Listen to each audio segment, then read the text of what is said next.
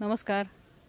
जुलैचा पहिला आठवडा आहे आणि पावसाळा एकदम व्यवस्थित छान चालू झालेला आहे. पावसाळा हा शब्द ज्यावेळेला आपण उच्चारतो त्यावेळेला आपल्या डोळ्यासमोर जे काही उभं राहतं त्याच्यापैकी एक गोष्ट म्हणजे अशा हिरव्या रंगाने नटलेला निसर्ग. हा जो हिरवा रंग आहे हा पावसाळ्यामध्ये इतका प्रॉमिनंटली आपल्याला दिसतो, तर त्याचं काय कारण आहे ते आज तुम्हाला मी सांगणार आहे.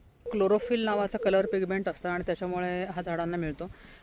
झाडांच्या पानांमध्ये जसं क्लोरोफिल असतं तशी अजून काही कलर पिगमेंटसुद्धा असतात. दोन प्रकारे झाडांमध्ये वाढ होते. एक तर रिप्रोडक्टिव्ह ग्रोथ असते आणि दुसरी म्हणजे व्हेजिटेटिव्ह ग्रोथ असते. पावसाळ्यामध्ये ही सगळी व्हेजिटेटिव्ह ग्रोथ असते. व्हेजिटेटिव्ह ग्रोथ म्हणजे असं की झाडाची मुळांची लांबी वाढते, झाडांची उंची वाढते, पानांची साईज वाढते. न्यूट्रियंट अपटेक म्हणजे जे झाडं जे फोटोसिंथेसिस करतात, प्रकाश संश्लेषण करतात, स्वतःचं अन्न स्वतः तयार करतात आणि ते अन्न साठवून ठेवण्याचं काम ते ह्या व्हेजिटेटिव्ह ग्रोथमध्ये करत असतात. त्याच्यामुळे त्या झाडाचं बायोमास वाढतं.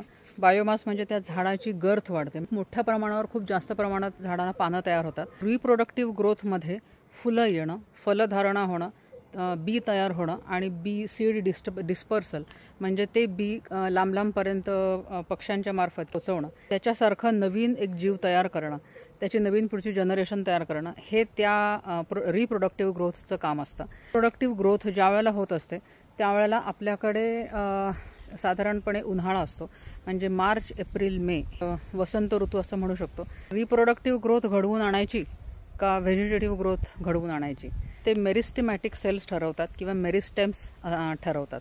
हे मेरिस्टेम्स जे असतात हे वेगवेगळ्या ठिकाणी असतात. नवीन शूटमध्ये ते मेरिस्टेम्स असतात. त्याची झाडाची जी पेरं असतात मुळांमध्ये असतात. कोणत्या वेळेला ॲक्टिव्ह व्हायचं आणि त्या मेरिस्टेम्सनी त्या झाडांमधनं पानं तयार करायची का फुलं तयार करायची का फळं तयार करायची हे ते मेरिस्टेम्स ठरवतात.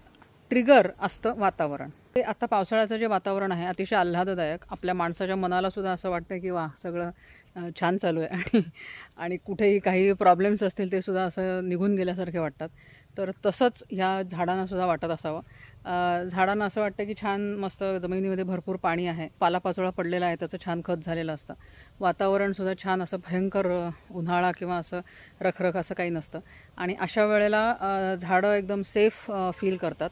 पुढचा जो येणारा उन्हाळा असतो याच्यासाठी ते स्वतःला प्रिपेअर करून घेतात. हे सगळं अन्न कुठे झाडांमध्ये, मुळांमध्ये, खोडामध्ये, पानांमध्ये साठवून ठेवतात.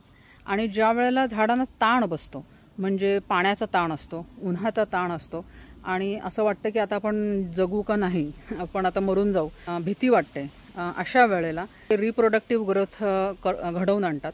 म्हणजे त्यावेळेला नवीन जनरेशन तयार करावी आणि आपल्यासारखं जे काही नवीन जीव येण्याची जी क्षमता असलेली जी बी आहे ती कॉम्पॅक्ट स्वरूपामध्ये या जमिनीमध्ये आपण ती ठेवून द्यावी. पुढचा ज्या वेळेला पावसाळा येणार असतो त्यावेळेला आपल्यासारखा नवीन एक जीव त्याच्यातून तयार होऊ शकेल. पावसाळ्याचा जो रंग असतो तो हिरवा रंग असतो आणि वसंत ऋतूचा जो रंग असतो तो असा रंगीबेरंगी असतो. खूप फुलं येतात आणि खूप फळं येतात आणि आपली मनस्थिती कशी आहे ते बघून आपण जशी कामं करतो, म्हणजे चांगली छान मनस्थिती असेल तर आपण बरीच मोठी कामं अंगावर घेतो आणि ती आपण पूर्ण करण्याचा प्रयत्न करतो. पण जर का खिन्न आपण झालो असलो तर आपण आहेत ती कामंसुद्धा सोडून देतो किंवा कधी खिन्न मनस्थितीतून सुद्धा खूप मोठे प्रोजेक्ट्स हे तयार होऊ शकतात. तसंच हे झाडांचं पण आहे. अतिशय ज्यावेळेला झाडं सॅड असतात आणि ज्यावेळेला त्यांना भीती वाटत असते त्यावेळेला त्यांचे नवीन जनरेशन करण्याचं एक खूप मोठं काम ते करत असतात. पण ह्या वेळेला ज्यावेळेला पावसाळ्यामध्ये ते अतिशय सेफ वाटतं त्यांना, त्यावेळेला सुद्धा ते त्यांचं बायोमास तयार करण्याचं खूप मोठं महत्त्वाचं काम करत असतात. ह्या ईश्वराने कुठेतरी ते मन, कुठेतरी ती बुद्धी त्यांच्या कुठेतरी काल्पनिक अशा मेंदूमध्ये घालून ठेवलेली आहे. आपल्याला तरी मेंदू दिसतो, झाडांना तर मेंदू दिसतसुद्धा नाही आणि तरीसुद्धा त्यांना ते मन आहे. म्हणजे मन ही एक अशी एक अदृश्य संकल्पना असली पाहिजे की जी सगळ्यांमध्ये आहे. त्याच्यासाठी मेंदू असण्याची गरज लागत नाही. असं एक बिना मेंदूचं मन आणि बुद्धिमत्ता अशी एक देवाने तयार केलेली आहे आणि ती सगळ्यांना सारखी दिलेली आहे.